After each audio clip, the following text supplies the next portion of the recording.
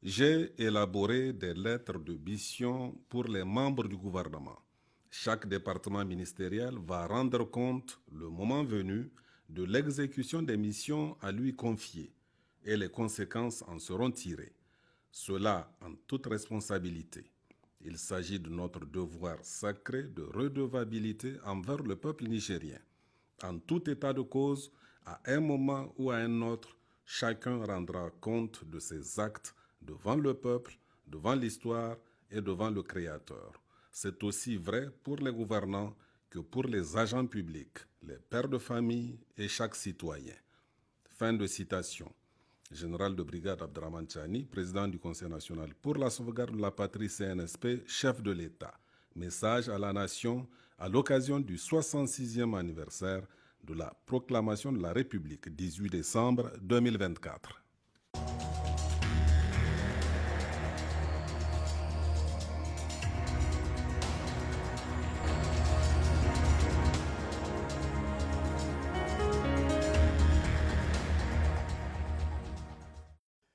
Mesdames, Messieurs, bonsoir. Nous poursuivons notre série d'entretiens avec les membres du gouvernement sur la mise en œuvre de leurs lettres de mission remises à eux par le président du Conseil national pour la sauvegarde de la patrie, chef de l'État, le général de brigade Abdraman Chani. Nous recevons aujourd'hui sur ce plateau la ministre de l'Action humanitaire et de la gestion des catastrophes, Mme Aïssala Wanderma. Madame la ministre, bonsoir. Bonsoir. Et merci d'avoir accepté notre invitation. Je précise de prime abord qu'en raison des pluies abondantes qu'a connu notre pays en 2024, des pluies qui ont occasionné d'importants dégâts matériels et des pertes en vies humaines, vous avez été pratiquement sur tous les fronts pour apporter secours aux sinistrés. Nous allons donc, au cours de cet entretien, certainement revisiter ces moments difficiles, mais gérés en toute souveraineté pour en tirer éventuellement les meilleures leçons. Commençons tout de suite par cette question. Madame la ministre, le Niger est souvent confronté à des crises multiformes qui affectent sérieusement nos populations. Comment se présente notre dispositif national de réponse? Dans quel état se trouvait-il avant les événements du 26 juillet 2023 et quelle amélioration avez-vous apporté depuis que vous êtes à la tête de ce département ministériel? Merci beaucoup, M. Ousmane.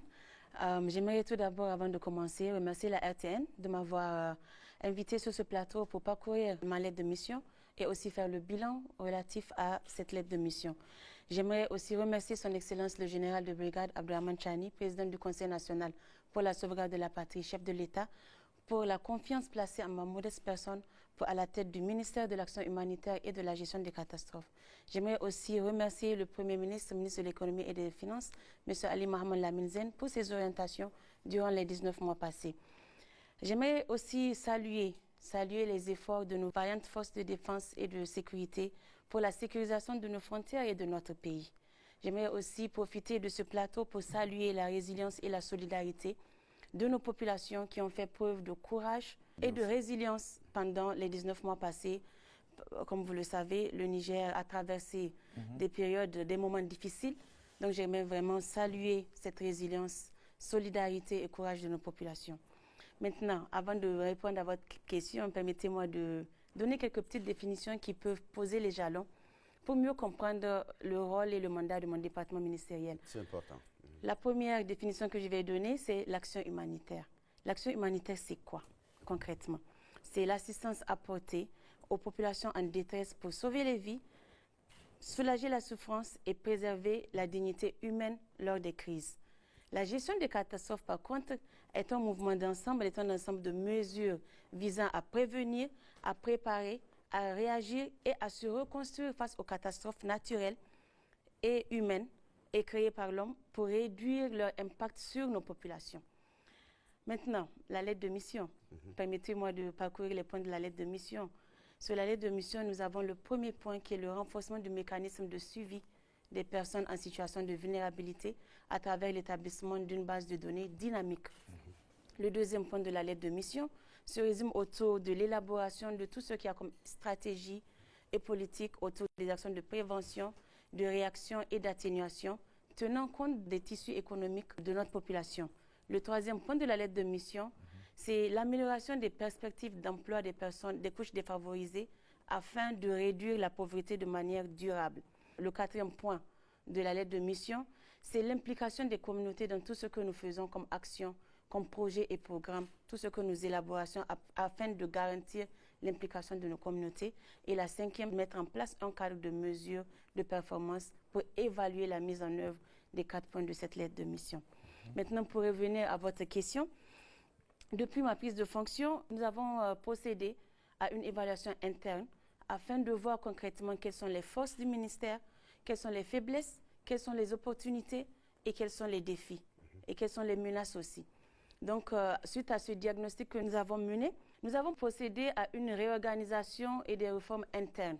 À travers cette réorganisation, nous avons réaménagé l'organigramme du ministère en créant 2 directions générales parce qu'aujourd'hui, dans le cadre de la gestion de ces catastrophes, nous avons tendance à tout le temps penser uniquement à la réponse aux urgences et oublier qu'il faut accompagner ces populations à être plus résilientes et à subvenir à leurs besoins et absorber les chocs de ces situations de crise. Donc nous avons créé une direction générale de la réponse et coordination humanitaire qui se charge du volet relations et partenariats parce qu'aujourd'hui, dans le cadre de l'action humanitaire et la gestion des catastrophes, nous travaillons avec les partenaires humanitaires, la communauté humanitaire. Cette direction est en charge de gérer les partenaires.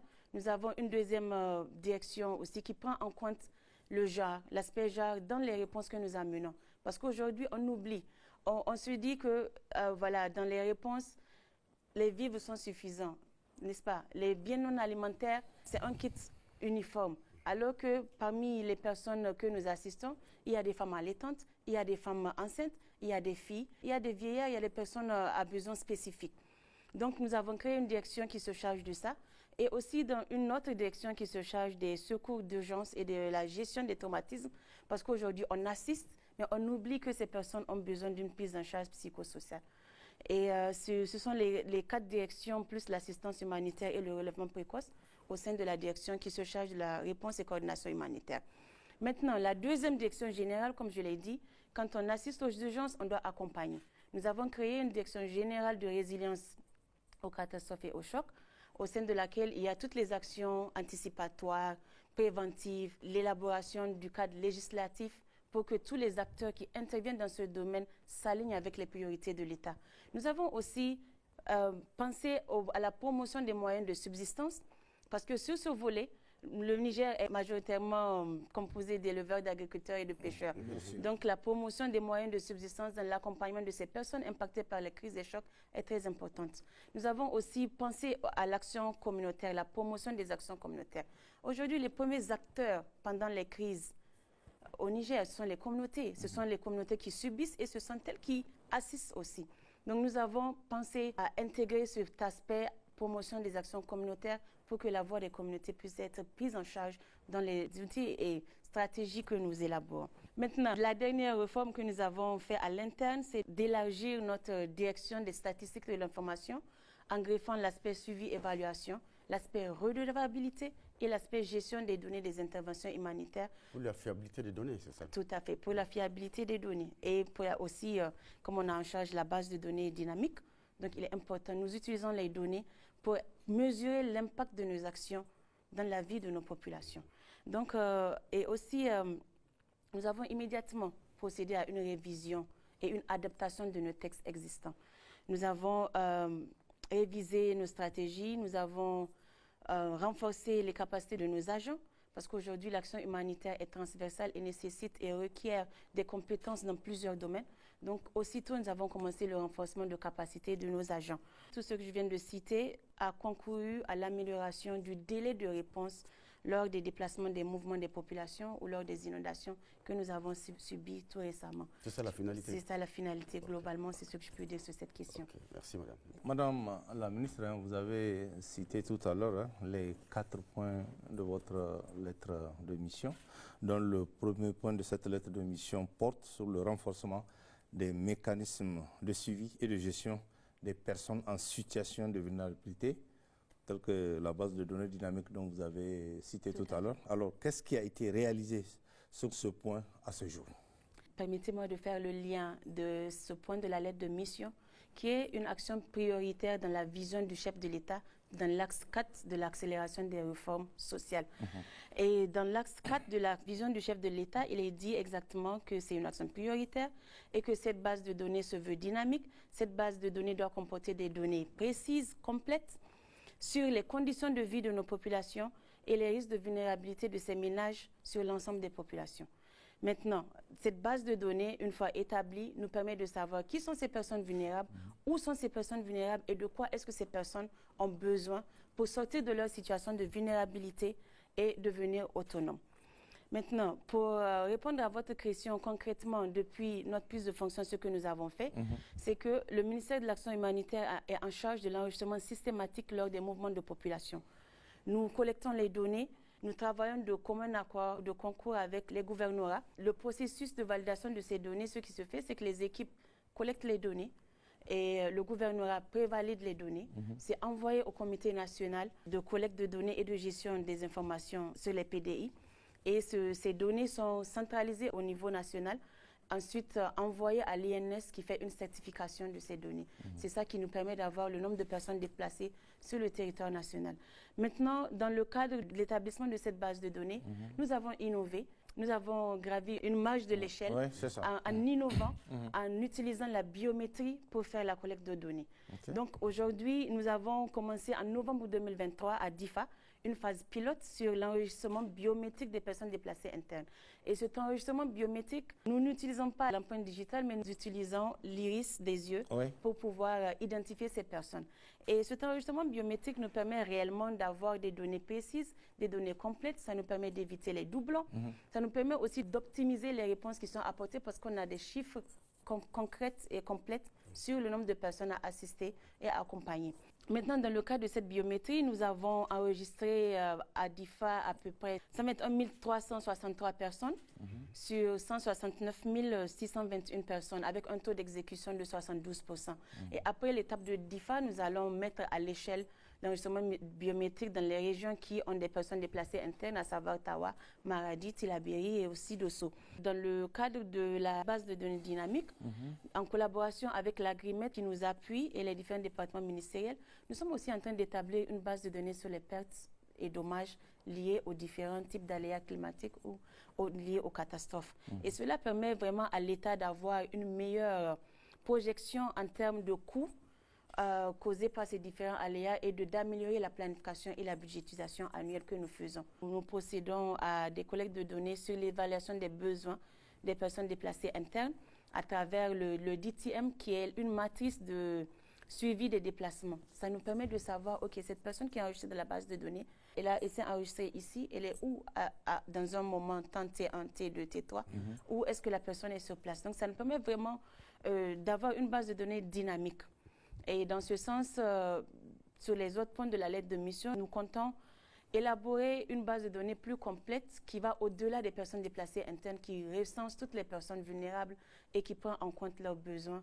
Et cela, les données sont très importantes dans la gestion de ces catastrophes et nous comptons améliorer nos réponses vis-à-vis des personnes vulnérables en établissant cette base de données. C'est la première fois que ça se passe comme ça au niveau du ministère? Parce que ce ministère existait depuis des années. Donc ce que vous venez d'expliquer, c'est une innovation. C'est la première fois où ça existait depuis. C'est la première fois parce que le ministère a été créé en 2016. Et comme je l'ai dit, le ministère a mandat d'enregistrer de façon systématique les mouvements des populations, d'avoir une base de données et on fait une validation de ces données. Mais l'enregistrement biométrique, nous l'avons, comme je l'ai dit, commencé en novembre 2023 à DIFA et présentement, l'enregistrement se poursuit. D'accord, on voit bien que vous êtes dans votre domaine. Ah oui, voilà. Merci, madame. On poursuit donc cet entretien. Madame la ministre, les crises récurrentes que connaît notre pays dans le domaine de votre compétence sont si graves et fréquentes que l'on devait normalement en tirer des leçons et aller vers une certaine maîtrise de ces situations. Qu'en est-il? Merci beaucoup. Et comme vous l'avez mentionné, les crises que connaît le Niger sont aussi récurrentes. Pour un peu sortir hors cadre du Niger, je dirais que c'est le Sahel en entier. Et elles sont multiformes. Nous avons les crises telles que les conflits, les inondations, les feux de brousse, les sécheresses. Ce que nous pouvons faire d'ailleurs, et nous sommes d'accord aussi que la majorité de ces crises échappent au contrôle de l'homme, si je peux le dire. Donc, du fait que ça échappe au contrôle de l'homme, c'est un des facteurs qu'on ne peut pas contrôler. Mais ce qu'on peut faire, c'est d'anticiper et d'atténuer l'effet de ces crises sur nos populations. Et c'est ce que nous faisons d'ailleurs et nous continuons à faire. C'est concrètement, c'est ça la résilience. S'adapter et anticiper. Comme j'ai eu à le dire, les communautés sont les premiers qui subissent et les communautés sont les premiers qui assistent. Donc il faut qu'on renforce les capacités de ces communautés pour mieux absorber l'effet de ces crises et chocs. Et comme le dit le dicton Zarma, Chin Hanaza Ogano Bogabe, et en Hausa, Dongoba Ake Wankandare. Donc c'est dans ce sens-là que le Niger a élaboré une étude de profil de risque. Cette étude nous a permis concrètement de développer des plans d'investissement qui prennent en compte les différents types de risques auxquels nos populations sont confrontées. Et la leçon que nous pouvons tirer est que nous devons toujours être préparés. Nous devons anticiper la survenue de ces crises à travers les actions anticipatoires, telles que les prépositionnements des kits, par exemple, pour les déplacements des personnes et aussi les inondations. Il faut savoir prépositionner en avance. Comme ça, à la survenue de ces crises, on peut immédiatement mettre à la disposition des communautés qui en ont besoin. Et aussi renforcer la résilience des communautés, puisque comme je l'ai dit, ils sont les premiers qui subissent et qui assistent. Donc il faut renforcer leur résilience et aussi renforcer la capacité du personnel qui intervient et qui les accompagne. Nous avons aussi élaboré des plans de contingence multirisques qui prennent en compte les différents aléas. Et aussi, le Niger est doté d'un plan de contingence inondation. C'est d'ailleurs basé sur ce plan de contingence que nous avons extrait le plan d'urgence inondation de l'année 2024. Et nous sommes aussi en train de réviser la stratégie nationale de réduction des risques de catastrophes qui doit prendre en compte tous les différents aléas auxquels nos populations sont confrontées. Dans ce même sens, nous assurons le leadership... Une stratégie qui n'est plus adaptée, il faut la revoir. Oui, elle n'est plus adaptée. Il faut la contextualiser. Il faut prendre en compte les besoins réels de nos communautés. Et comme je l'ai dit, le 4e point de la lettre de mission, c'est l'implication des voix des communautés dans l'élaboration des stratégies et des projets, des programmes que nous faisons. Nous voulons sortir du carcan où nous restons dans nos bureaux nous élaborons des projets, des solutions. Nous apportons des solutions pour nos communautés alors que ces solutions ne viennent pas d'eux. Tout à fait. Donc nous sommes en train de réviser cette stratégie et nous avons, dans ce sens, redynamisé la plateforme nationale de réduction des risques et catastrophes qui est multi-acteur, qui est composée de tous les acteurs des différents départements ministériels et structures qui agissent dans le cadre de la gestion des risques et catastrophes. Donc cette stratégie est en cours de révision et prochainement sera validée et soumise dans le circuit d'adoption. La leçon, c'est quoi? Une fois qu'on subit, il faut qu'on soit apte à répondre et à être résilient. Donc, dans ce sens, nous avons validé une étude de faisabilité sur l'assurance agricole indicielle qui permet le transfert des risques, qui permet aussi à nos agriculteurs, à nos éleveurs, à nos pêcheurs d'être indemnisés en cas de survenue de ces risques. Donc, ça permet aussi de réduire la vulnérabilité de ces acteurs dont nous savons que le Niger est constitué majoritairement d'agriculteurs, de pêcheurs et d'éleveurs. Parlant toujours des leçons qu'il faut tirer, est-ce à dire, Madame la ministre, aujourd'hui, on ne va plus revivre la situation que nous avons vécue pendant ces inondations ou pas? Comme vous le savez, les inondations de cette année, de 2024, étaient exceptionnelles. Tout à fait. Les inondations de 2023, on avait à peu près 20 000 ménages qui étaient impactés, à peu près 160 et quelques mille personnes impactées. Mais cette année, c'est 1 500 000 et quelques mille personnes. Et comme je l'ai impacté, et comme je l'ai dit, c'est l'anticipation. D'accord. Et nous avons anticipé sur beaucoup de plans et nous continuons à le faire. Et comme je l'ai dit, c'est une fois qu'on subit, on s'adapte pour mieux absorber et moins être vulnérable à ces chocs. Et comme je l'ai dit, les crises, ce sont des crises qui sont naturelles, dont l'homme n'a aucun contrôle là-dessus. Mais on peut renforcer les résiliences et les capacités. La météo a annoncé beaucoup de pluie ces prochaines années dans le Sahel notamment. Elle a annoncé. Donc on sait déjà qu'il y aura beaucoup de pluie. Et quand il y a beaucoup de pluie, il y a ces genres de situations d'inondation. Qu'est-ce qu'il faut faire? Nous avons un plan de contingence multi-acteurs qui est là. Et tous les acteurs qui interviennent dans le cas des inondations ont contribué à l'élaboration de ce plan de contingence, qui a un plan d'action qui prend en compte les actions anticipatoires, les actions préventives, les actions de réponse, qui projette aussi le nombre de sinistrés. Donc, et aussi qui projette aussi les réponses qu'il faut apporter à ces personnes en termes de relèvement. Parce qu'aujourd'hui, l'urgence, c'est 3 mois. Après les 3 mois, on procède au relèvement de ces populations et l'accompagnement pour qu'ils soient moins enclins à subir ces pertes et dommages et à être plus résilients. Donc, ce plan de contingence, il est là et c'est une partie de ce plan de contingence que nous avons mis en œuvre pendant les inondations de l'année passée. Parce qu'il fallait, dans l'urgence, adapter ce plan de contingence. Comme je l'ai dit, tous les acteurs ont contribué. Le ministère de l'Action humanitaire a un volet dont il est en charge. Donc, nous l'avons extrait de ce plan de contingence pour pouvoir mettre en œuvre. Et les autres acteurs aussi ont leur partie à jouer. Et c'est la même chose pour le cas des classes qui étaient occupées. On a travaillé avec le ministère de l'Éducation. Les routes qui étaient coupées, le ministère des Transports a travaillé là-dessus. Donc tous ces aspects font partie du plan de contingence. Parce que c'est une prévision. En cas de survenue d'inondation, qu'est-ce qu'il faut faire? Quel acteur a un rôle à jouer? Et comment est-ce qu'il doit le faire? C'est ça le contenu du plan de contingence. D'accord. Madame la ministre, votre département ministériel est en charge de l'élaboration des stratégies de gestion du risque, à savoir la prévention, atténuation et réaction, à tous les niveaux, tenant compte de la fragilité du tissu économique. Où en sommes-nous aujourd'hui? Nous avons une politique humanitaire qui est dotée d'un plan d'action qui se focalise sur 4 axes. Le premier axe, c'est le renforcement des dispositifs du cadre institutionnel, législatif et réglementaire pour une meilleure coordination en matière d'action humanitaire et gestion des catastrophes. Le deuxième, c'est la prévention et la mobilisation communautaire pour la gestion des catastrophes. Le troisième point, c'est la préparation, l'alerte et la réponse aux catastrophes. Et le quatrième point, c'est le développement des actions de relèvement. Et comme je l'ai dit, c'est pour ça qu'on avait réorganisé le ministère pour prendre en compte les actions d'urgence et les actions d'accompagnement des populations. De manière concrète, nous avons élaboré un plan d'urgence inondation qui est une déclinaison du plan de contingence global. Aussitôt, nous avons activé la cellule de crise de gestion des inondations qui est multi-acteur, qui est pilotée par le ministère de l'Action humanitaire et d'habitude chaque année, au premier plus, cette cellule de gestion des inondations se met en place. Et ils se réunissent chaque semaine, chaque lundi, ils se réunissent pour faire le point sur les dégâts causés par les inondations, les prévisions météorologiques, les réponses aux assistances apportées, le GAP. Donc, cette cellule se charge de ça. Nous avons aussi révisé la stratégie de solutions durables. À ma prise de fonction, il existait une stratégie de solutions durables qui prenait en compte les personnes déplacées internes. Et cette stratégie, au vu de notre contexte, nous l'avons contextualisée et cette stratégie est dans le circuit d'adoption. D'accord. Et cette stratégie, c'est quoi la stratégie de solutions durables? Peut-être vous pouvez vous poser la question. Aujourd'hui, nous avons des personnes déplacées internes. Nous savons que certains souhaiteraient retourner dans leur zone d'origine. Donc, nous avons un plan d'action pour ces personnes qui souhaiteraient retourner dans leur zone d'origine. Nous avons un plan d'action pour ceux qui aimeraient se réintégrer dans les communautés hôtes, les communautés qui les accueillent. Nous avons un plan d'action pour ceux qui souhaiteraient se relocaliser vers d'autres zones. Nous avons aussi un plan pour les communautés hôtes, les communautés qui accueillent, qui sont au devant, qui sont les premiers à accueillir ces personnes déplacées internes. D'habitude, quand on fait les assistances pour les réfugiés, les personnes déplacées internes, on prend en compte les besoins de ces personnes et on oublie les communautés qui étaient les premiers, les autochtones qui étaient les premiers à les accueillir.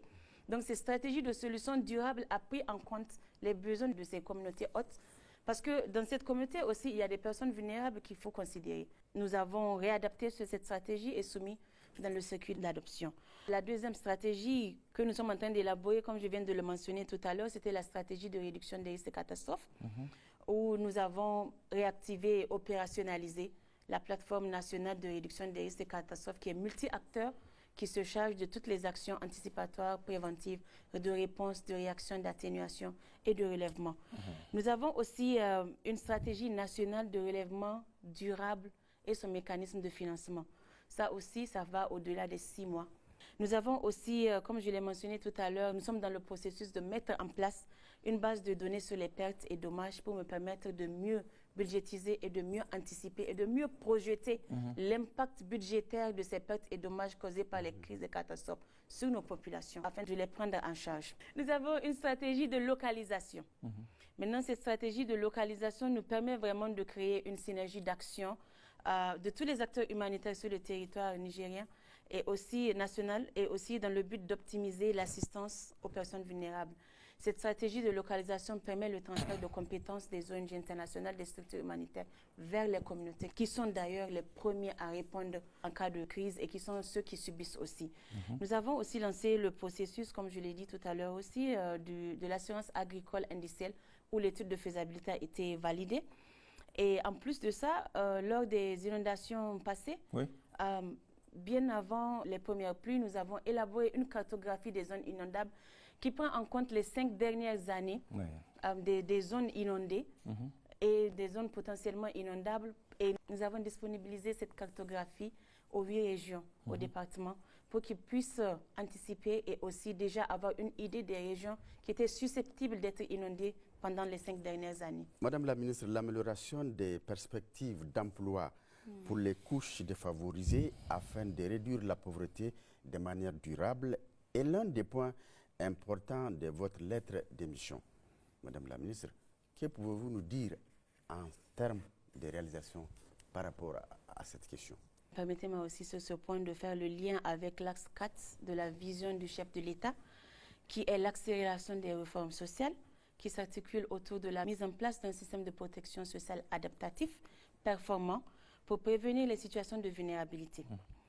Notre système de protection sociale ne doit plus être synonyme d'assistanat, favorisant la mendicité. Justement. Et dans ce cadre-là, ça veut dire quoi? Ça veut dire que la résilience des populations à travers les mesures adaptatives productives doivent être primordiales. Maintenant, dans le cadre du développement du capital humain, dans le cadre de ce point de la lettre de mission, qui confère aussi le volet non contributif de la protection sociale, puisque les personnes vulnérables, l'assistance aux personnes vulnérables, la résilience de ces personnes vulnérables fait partie du volet protection sociale non contributif, nous a permis de mettre la machine en marche pour commencer à drafter un programme élargi de protection sociale ou de protection sociale productif adaptatif. Je dis bien productif adaptatif. Un concept compliqué. Tout à fait. Parce qu'aujourd'hui, c'est quoi? Nos populations subissent sévèrement l'effet des crises et chocs. Ils n'arrivent pas à s'adapter, à absorber les chocs de ces aléas climatiques, que ce soit climatiques ou les conflits créés par l'homme, n'est-ce pas? Donc, il faut renforcer la résilience de ces populations pour qu'ils puissent s'adapter aux crises et chocs, aux crises récurrentes, n'est-ce pas? Maintenant, le volet productif.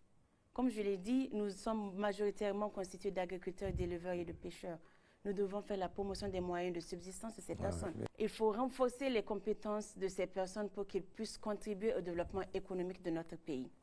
Continuer à produire. Qu'ils continuent à produire et aussi qu'ils puissent subvenir à leurs besoins et contribuer au développement économique de notre pays.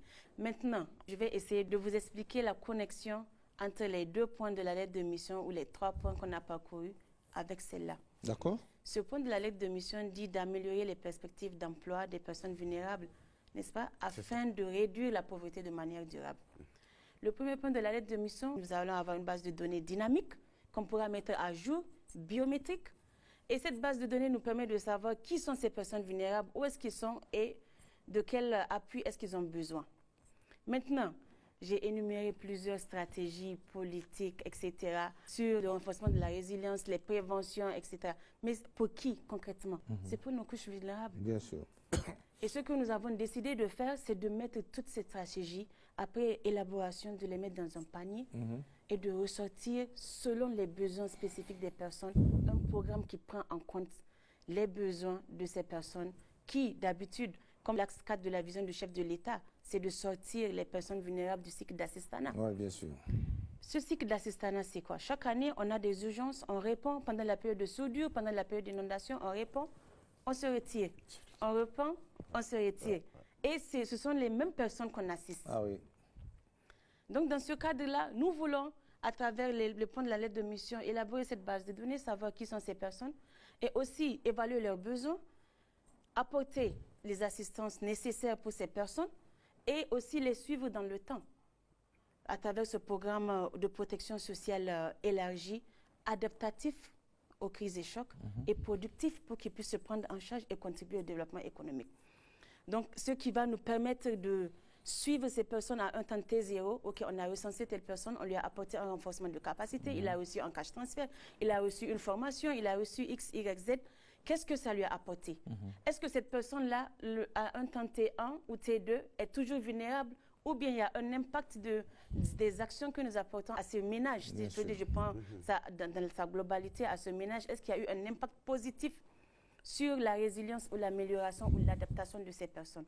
Et une fois que nous aurons bien évalué, nous allons mettre cette action à l'échelle. Donc, je peux dire que dans le cadre de ce point de la lettre de mission, c'est l'amélioration des perspectives d'emploi pour les personnes vulnérables afin de réduire la pauvreté durable. Ce sont les actions que nous comptons mener pour pouvoir mesurer et aussi mettre à l'échelle les actions que nous apportons pour ne pas maintenir les personnes assistées dans un cercle vicieux d'assistanat. Et ça nous permettra aussi, conformément à la vision de l'axe 4 du chef de l'État, à les sortir du cycle de mendicité aussi. Ça a commencé? Oui. Nous avons, avec nos équipes, commencé à élaborer ce programme. Nous sommes très bien avancés sur la question. Aussi, nous allons collaborer avec le ministère de la fonction publique et de la santé dans le cadre de la révision de la politique nationale de protection sociale parce qu'il faut l'évaluer et savoir qu'est-ce qui a marché, qu'est-ce qui n'a pas marché. Tout à fait. D'accord. Madame, on va poursuivre cet entretien. Madame la ministre, le chef de l'État accorde une place importante à la participation des populations à la refondation de notre cher pays. L'un des points de votre lettre de mission porte sur la promotion de l'implication des communautés dans la mise en œuvre de différentes stratégies dans un souci de respect et de la redevabilité et de l'engagement communautaire. Qu'avez-vous réalisé après 19 mois à la tête de votre département ministériel? Merci beaucoup. Dans le cadre de la réponse humanitaire, on est tous d'accord que nos populations ne sont plus considérées comme des personnes assistées. Oui. Ça, depuis le 26. Tout à fait. Elles deviennent, ces populations-là sont des acteurs clés de la mise en œuvre de chaque projet et chaque programme que nous élaborons. Elles sont impliquées à toutes les phases et c'est d'ailleurs la raison pour laquelle plusieurs stratégies, nous sommes en train de les réviser pour que les voix de ces communautés portent dans l'élaboration de ces stratégies. Parce que quand on élabore une stratégie, on fait aussi un plan d'action qui accompagne. Et pour sortir hors cadre de la lettre de mission, les attributions du ministère, nous avons en charge la mise en œuvre aussi de ces stratégies que nous élaborons. Donc, du côté de l'implication des communautés, dans le cas de mon département ministériel, la pleine participation de ces communautés se matérialise à travers, concrètement, ce que nous avons fait les 19 mois passés, à travers la redynamisation des structures communautaires, à travers la mise en place et l'animation et suivi des comités de gestion des personnes déplacées internes, parce que sur les sites des personnes déplacées internes, nous avons mis en place des comités de gestion de plaintes pour que les plaintes remontent à notre niveau, pour mieux adresser ces plaintes. Nous avons aussi redynamisé les structures communautaires, nous avons animé le suivi de ces comités, comme je l'ai dit. Nous avons formé 30 observatoires de suivi de la vulnérabilité, qui sont des structures à base communautaire. Nous avons aussi renforcé les capacités sur la réponse aux crises des personnes à travers les 120 structures communautaire d'alerte précoce et de réponse. Et comme je l'ai dit, il faut prévenir les catastrophes, il faut faire des actions anticipatoires et informer la communauté. Et aussi, nous les avons dotés de smartphones pour faciliter la remontée d'informations. Donc, ces 120 structures sont dotées de smartphones. Nous avons aussi formé 600 femmes leaders sur la prévention et la gestion des crises et catastrophes. Avant et pendant la période des inondations, nous avons formé 13 000 jeunes. Nous avons formé 13 000 jeunes sur la prévention et la gestion des risques de catastrophes pour mener des actions partout au Niger dans le cadre des actions de prévention, de réponse. Parce que ces jeunes ont aussi contribué à aider les familles qui avaient besoin d'aide sur le terrain. Cette nouvelle approche a amené les communautés à entreprendre diverses activités comme les campagnes de sensibilisation sur les risques liés aux catastrophes. Et mieux, nous avons entamé l'élaboration d'une stratégie de redevabilité qui va nous permettre d'aligner tous les acteurs humanitaires qui interviennent dans le cadre des réponses d'urgence, dans le cadre de l'action humanitaire globalement, de la gestion des risques de catastrophes, à s'aligner aux priorités de l'État. Parce qu'aujourd'hui, sur la lettre de mission, nous avons l'implication des communautés, mais sur le terrain, chacun fait ce qu'il veut. Alors, nous sommes en train d'élaborer cette stratégie de redevabilité et de l'engagement communautaire afin de nous assurer que tous les acteurs humanitaires d'urgence et de développement s'alignent aux priorités de l'État sur ces stratégies. Et c'est d'ailleurs la preuve que nous prenons au sérieux ce point d'implication des communautés. Et comme j'ai eu à le dire tout à l'heure, nous ne voulons plus que les projets soient montés dans les bureaux et imposés aux communautés. Nous voulons que les voix des communautés portent, que les voix des communautés comptent dans l'élaboration de ces stratégies. Et aussi, comme je l'ai évoqué, nous travaillons avec plusieurs acteurs humanitaires. Nous sommes en train d'élaborer une stratégie de localisation. J'en ai parlé tout à l'heure. Et c'est quoi cette stratégie de localisation? Cette stratégie vise à renforcer le rôle et les capacités des acteurs locaux, les ONG locales, les communautés, les autorités dans la réponse aux crises humanitaires. Maintenant, elle tourne autour de combien de points? Plusieurs points clés. Parce qu'aujourd'hui, il faut un transfert de pouvoir et de responsabilité. Il faut donner aux organisations locales un rôle central dans la prise de décision et dans la mise en œuvre des actions humanitaires. Il nous faut renforcer les capacités de ces communautés. Il nous faut un respect du contexte local parce que il y a des projets qui ne cadrent pas vraiment avec le contexte local et les besoins de ces communautés. C'est ça. Et il y a un exemple, il y a un chef de village, les ONG sont venus, ils ont construit plusieurs petits sanitaires dans le village. Il a dit non, moi, ce n'est pas de ça dont on a besoin, vous ne nous avez pas consulté. Et donc, cette stratégie de localisation permet vraiment ce transfert de compétences et de renforcement de capacités et du respect du contexte local. Et aussi, dans le cadre de la durabilité et de la résilience, ça permet d'assurer que l'aide humanitaire contribue au développement à moyen, court et long terme de ces communautés. Cette stratégie de localisation nous permet vraiment d'avoir une réponse plus rapide, plus efficace et mieux adaptée aux besoins de nos communautés. Donc c'est dans ce sens que nous sommes en train d'élaborer cette stratégie. Le comité national a été mis en place et les prochaines réflexions, c'est que le groupe technique va réfléchir de commun accord avec les communautés parce qu'il y aura aussi des travaux qui seront faits avec les communautés pour pouvoir aussi recueillir leur avis sur comment est-ce qu'ils voient les compétences transférées. Et aussi dans cette stratégie de localisation, normalement, au minimum 25% des fonds doivent partir vers les communautés. Madame la ministre, les fortes inondations que notre pays a connues constituent une preuve, si besoin est, de la grande résilience de nos compatriotes et de la capacité des Nigériens à faire face ensemble à ce type de défi. Quelles mesures avez-vous mises en place pour la gestion de cette situation et comment comptez-vous renforcer la prévention à l'avenir pour limiter les impacts? Permettez-moi ici de saluer la volonté de son Excellence le général de brigade Abderrahmane Chani, président du Conseil national pour la sauvegarde de la patrie, chef de l'État, pour sa détermination à mettre les moyens nécessaires sur fonds propres de l'État pour répondre aux besoins des personnes impactées par ces inondations. En plus, des enveloppes ponctuelles ont été remises aux différentes régions pour répondre d'urgence aux besoins de ces populations en attendant l'assistance. Ça, on était témoin quand on a visité pratiquement toutes les régions, ça on était témoin. Tout à fait. Permettez-moi aussi de profiter de cette occasion pour saluer la résilience de nos populations face aux pluies diluviennes et aux inondations de cette année. Mes pensées vont vers ces familles qui ont perdu des êtres chers, qui ont perdu leurs biens pendant ces inondations.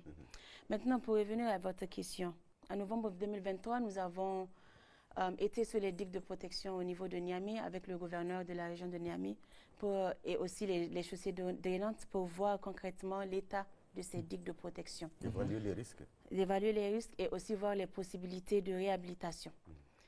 En décembre 2023, nous avons procédé à la révision du plan de communication inondation qui, en son sein, contient les messages d'alerte, qui prend le volet communautaire, le renforcement des capacités, les bandes passantes, les messages radio. Tout le volet communautaire a été pris en compte dans cette révision du plan de communication. En février 2024, nous avons déjà extrait, comme je l'ai dit, les points du plan de contingence inondation en montant un plan d'urgence inondation. Fin avril, début mai, il y avait les prévisions météorologiques qui prévoyaient déjà une saison pluvieuse abondante. Et nous avons aussitôt activé la cellule, comme je l'ai dit, la cellule de gestion des inondations internes au ministère qui a en son sein tous les acteurs. La météo fait partie, la protection civile fait partie, les services de l'hydrologie font partie, les partenaires humanitaires font partie, les différents départements ministériels concernés, la santé, font partie de ce dispositif. Nous l'avons activé le 3 juin. Et suite à ça, même, nous avons fait un point de presse pour annoncer que la saison pluvieuse passée allait être abondante. Et nous avons aussi passé des messages d'alerte à l'endroit de ces populations. Cette cellule de gestion des inondations que nous avons activée se réunit chaque lundi. Il continue à se réunir jusqu'en novembre 2024. Après le mois de juin et l'activation de cette cellule, nous avons organisé un point de presse en août. Parce que les données que nous avons reçues de la part de la protection civile étaient vraiment élevées selon l'évolution normale d'habitude des inondations. Donc, dans les 5 dernières années, l'analyse que nous avions faite, c'est que les chiffres montaient de façon vraiment drastique. Et il fallait faire un point de presse pour informer qu'il y a des dégâts causés par les inondations et que cette période est une période difficile que nous devons surmonter et nous devons apporter les réponses appropriées. Après ce point de presse, s'en a suivi la création du Comité national de prévention et de gestion des inondations, présidé par son Excellence le Premier ministre, ministre de l'Économie et des Finances, comme président, avec comme premier vice-président le ministre des Transports et moi-même comme deuxième vice-présidente. Et tout au long de la saison pluvieuse, nous avons apporté des réponses continues à travers 18 vagues de distribution de vivres. Et nous avons couvert un total de 205 860 ménages, qui correspond à peu près à 1 505 000 personnes, soit 98,86% des ménages assistés. Et un total de 19 286 tonnes de vivres ont été mis à la disposition des différentes régions pour répondre aux inondations et assister les populations. En plus de ça, il y a eu des distributions en kit NFI. Kit NFI, ce sont les kits non alimentaires. Et aussi, il y a eu, en collaboration avec certains de nos partenaires, des distributions en cash transfert aux ménages les plus vulnérables, parce qu'il faut faire un ciblage parmi les personnes sinistrées et cibler ceux qui sont les plus vulnérables et les assister dans ce sens. D'accord. Aussi, au courant de cette période d'inondation, nous avons identifié et aménagé plusieurs sites. D'ailleurs, lors de notre visite à Maradi, nous avons visité le site de Maradi qui a été aménagé pour reloger les personnes sinistrées tout le long de la saison. De ces inondations, comme vous l'avez demandé, quelles leçons est-ce que nous avons tirées? Les leçons que nous avons tirées nous ont permis déjà d'améliorer le dispositif de réponse actuel et de réfléchir sur les projets et actions anticipatoires qu'il faut faire. Il s'agit de quoi concrètement? Il s'agit de prépositionner les vivres, les abris, les biens non alimentaires en quantité et à temps, en prélude à la prochaine saison. Il s'agit de mettre des stocks exclusifs inondations pour la réponse dans les régions. Il s'agit aussi de commencer la sensibilisation très tôt, parce que l'année passée, dès février, d'ailleurs, jusqu'à présent, nous sommes dans une période d'inondation parce que, à cause de la crue guinéenne, la remontée des eaux fluviales. Donc, il faut qu'on dynamise les structures communautaires pour leur permettre d'alerter, d'avoir les messages à temps et alerter les communautés au cas où ils sont dans les zones susceptibles d'être inondées. Nous devons aussi travailler avec tous les services techniques compétents dans le cadre de la prévention. Et nous collaborons très bien d'ailleurs avec les départements ministériels concernés, à savoir l'éducation, l'urbanisme, la santé aussi, qui prépositionnent des kits et aussi qui font la prise en charge des sites des sinistrés. Lors des dernières inondations, il y a eu des distributions de moustiquaires, des aquatabs qui servent à purifier l'eau. Donc le ministère de la Santé aussi, nous travaillons beaucoup en collaboration, surtout en région, avec ces différents départements ministériels. Et pour finir, j'aimerais préciser que, comme je l'ai dit tout à l'heure, que les inondations ne sont pas que pluviales, elles sont aussi fluviales. Bien sûr. Et présentement, nous sommes à pied d'œuvre pour répondre aux besoins de ces personnes qui sont impactées par les inondations fluviales qui sont la cause des remontées d'eau du fleuve Niger. Dans la zone du fleuve? Dans la région du fleuve. D'accord. À cet effet, des actions anticipatoires ont été menées en prélude à la survenue de ces inondations fluviales. Et comme j'ai eu à le mentionner, à travers les sensibilisations, les renforcements des digues de protection, etc. Et nous sommes actuellement sur le terrain dans ce sens. Il y a quand même un détail frappant par rapport à ce que vous venez de dire. Je m'explique parce que vous avez dit, en prélude à ces inondations que nous avons tous connues, il y a eu des actions de sensibilisation, puisque la météo a donné les informations qu'il y aura une pluie abondante. Donc ça a été relayé partout, mais ce qu'on a constaté avec toutes ces informations et tout, il y a des zones où les populations n'ont pratiquement pas respecté ces consignes. Et on s'est retrouvé avec des centaines de victimes, il faut le dire. Parce que ces inondations ont fait près de 300 morts de chiffres. Comment on peut expliquer le comportement de ces populations? Est-ce que là, c'est pas devenu un fonds de commerce? Parce qu'on sait que c'est régulier, vous l'avez dit. Chaque année, on assiste des gens. Est-ce que ce n'est pas devenu un fonds de commerce pour ces populations? Je pose la question. Voilà. Et qu'est-ce qu'il faut faire? Dans le cas de ces inondations de cette année, il y a eu des zones qui, dans les 50 années passées, n'ont pas reçu cette pluviométrie de pluie. Et comme je l'ai dit, cette saison de pluie a été exceptionnelle. Tout à fait. Et des zones qui n'étaient même pas susceptibles d'être inondées se sont vues inondées. Ce qui a augmenté le nombre de personnes qui sont victimes d'inondations, qui sont sinistrées. Et aussi, comme je l'ai dit, il y a des mesures qui sont en gestation. Nous sommes en train de travailler aussi avec les différents départements ministériels pour voir les actions concrètes à mener sur le terrain pour éviter aussi, il y a une loi GRC de gestion des catastrophes qui existe, parle de cet aspect-là où on doit empêcher aux populations de s'installer dans les zones inondables. Voilà. Et le loi décret initiée par votre département ministériel? La loi, oui, la loi a été initiée par le ministère de l'Action humanitaire, mais c'est la loi 2022-61. Donc ça a été adopté en 2022 et nous avons un projet de décret d'application de cette loi que nous avons initié. Mais son application pose énormément de problèmes. Mais comment il faut faire pour régler ça? Vous avez les moyens pour appliquer cette nouvelle loi? Qu'est-ce que vous allez faire? Bon, il faut que le décret d'application passe d'abord. D'accord. On est à quelques mois de la saison de pluie. Tout à fait. Voilà. D'où l'urgence. Ou bien, Madame la ministre? Oui, mais tout ce que nous pouvons faire concrètement en ce moment, c'est d'anticiper. D'accord. Nous devons anticiper. Nous devons faire des projections. Nous devons mettre en place les dispositifs nécessaires. Et comme vous l'avez mentionné dans une de vos questions, les crises et catastrophes sont récurrentes. C'est toute la bande sahélienne. Tout à fait. Ces crises sont récurrentes, mais il faut que nous travaillions sur nos populations pour qu'elles soient plus résilientes et qu'elles absorbent mieux le choc de ces aléas climatiques qu'elles subissent. Donc, c'est ça qu'il faut faire, c'est le renforcement de capacité de nos communautés à mieux s'adapter et à se relever rapidement. À se relever rapidement parce que c'est le relèvement qui prend du temps. Mais si ces communautés voient leur résilience renforcée et leur vulnérabilité réduite, ils vont pouvoir se relever. C'est globalement sur ça qu'il faut travailler. D'accord. Madame la ministre, quels sont les rapports de votre département ministériel avec les partenaires et amis intervenant dans votre secteur de compétences? N'y a-t-il pas lieu, à la lumière de la gestion des inondations passées et dans le contexte bien connu aujourd'hui de l'Aoussani ou Zanthiankassa, de refonder ces rapports pour qu'ils respectent la dignité des Nigériens et la souveraineté de notre pays tout en accomplissant leur mission conformément aux orientations du gouvernement nigérien? Merci beaucoup. Les orientations du chef de l'État sont très claires sur la question des partenaires. La souveraineté, le respect des priorités de l'État, le respect de la dignité humaine, la mise au devant des intérêts de l'État et de nos populations. D'accord. C'est très clair. Qu'est-ce que nous faisons à notre niveau?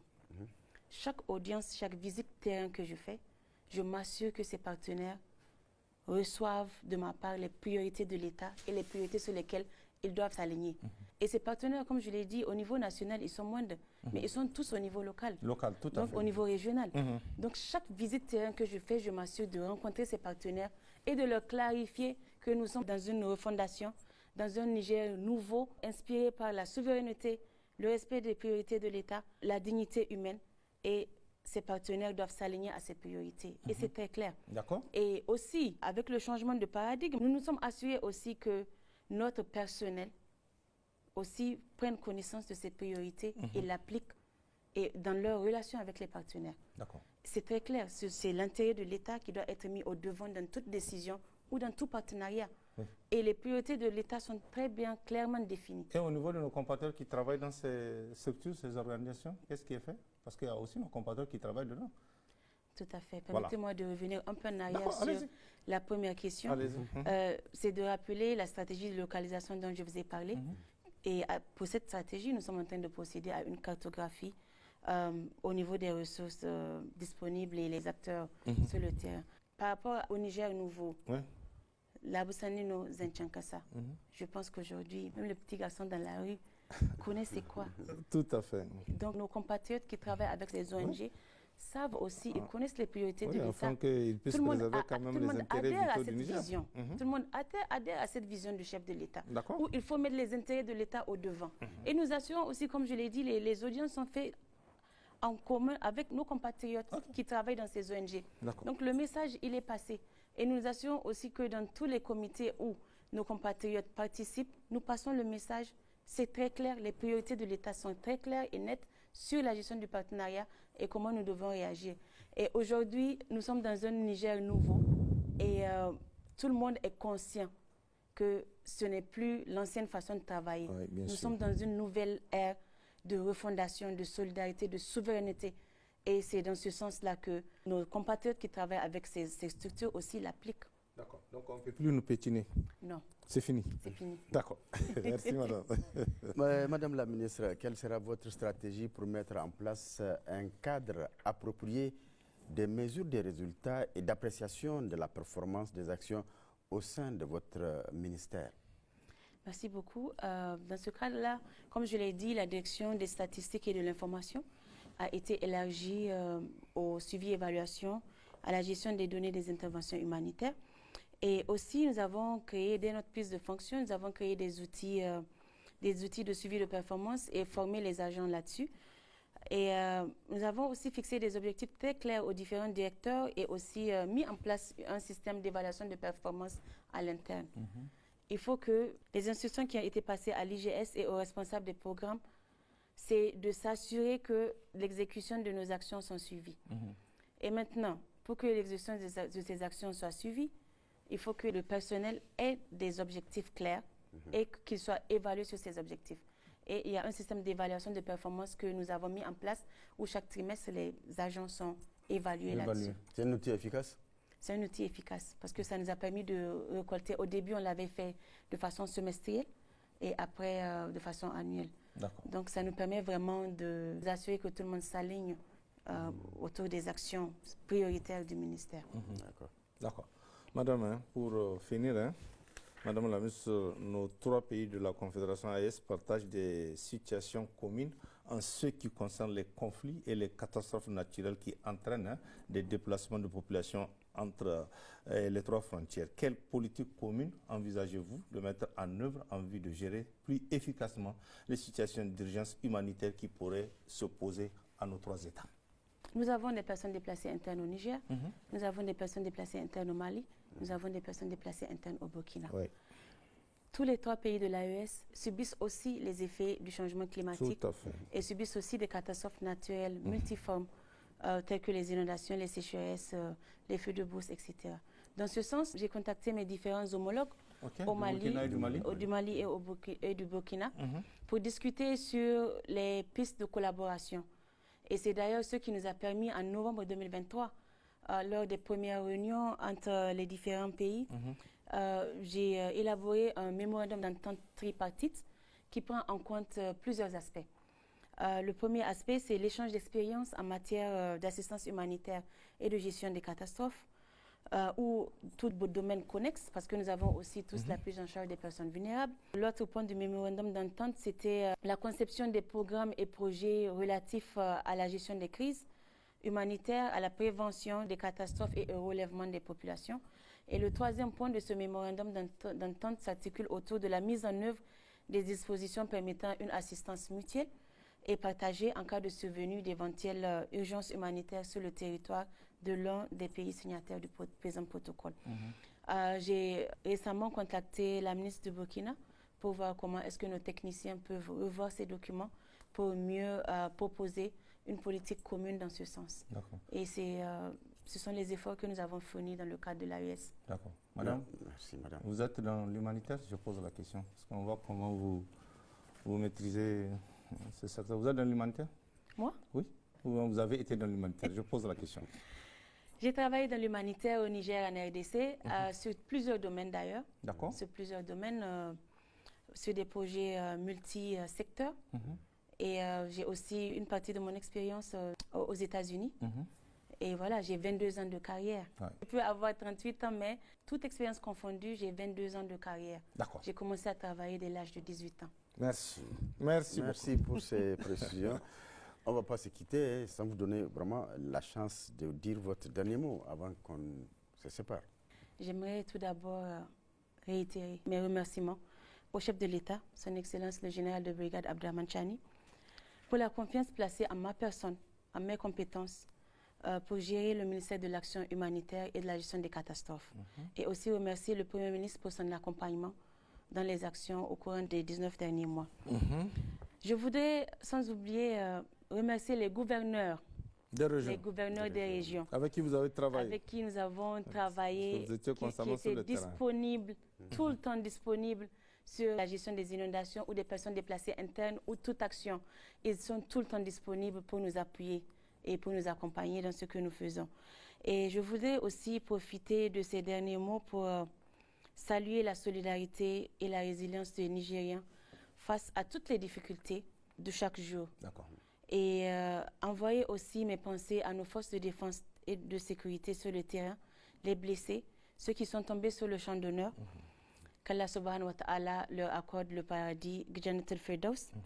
Et pour finir aussi, je voudrais rappeler que chacun de nous est acteur humanitaire.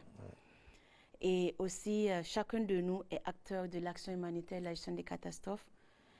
Et que, en ce moment, nous devons apporter notre soutien que nous pouvons à nos voisins, dans nos villages, dans nos quartiers, dans nos communautés, dans notre ville.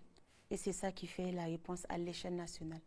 Et dans ce sens, j'avais initié les dimanches de la ministre, où je contribuais, j'allais vers les communautés et je contribuais aux petites actions que je maîtrise, les foyers améliorés, je suis canoïe, donc la fabrication des encens.